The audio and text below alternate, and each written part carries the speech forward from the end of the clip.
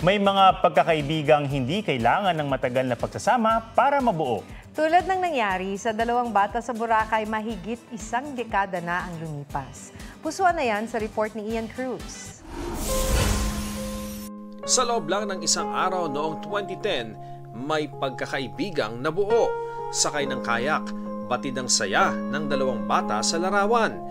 Hindi raw makakalimutan ni Kyle na tinuruan siyang lumangoy at nilibre pa sa kayak boat ride ni Marvin, ang batang nakabanding niya.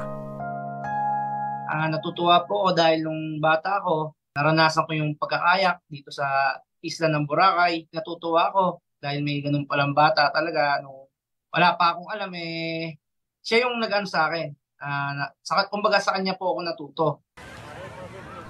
Kaya sa pagbalik sa Boracay ni Kyle, nagpatulong siya sa netizen na mahanap si Marvin. Ang pagmamagandang loob daw kasi ni Marvin, nais niyang suklian. At makalipas nga ang 14 na taon, nagtagpo ulit ang kanilang landas. Nag-usap po kami, nagkamustahan. Tinanong ko kung naalala niya pa. Thank you ako dahil sa ganung naalala ko ako yung ginawa niya sa akin. Dati naalala mo, maliit pa, di ba? Si Kyle, isa ng business owner sa Maynila, habang si Marvin sumasideline sa pagkakayak sa Boracay at may pamilya na. Ang minsang naudlot na pagkakaibigan, maaari ng dugtungan.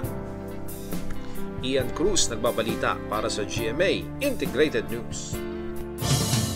Mga kapuso, alamin ang State of the Nation. Mag-subscribe sa GMA Integrated News sa YouTube. Sa ating mga kapuso abroad, samahan nyo kami sa GMA Pinoy TV at sa www.gmanews.tv.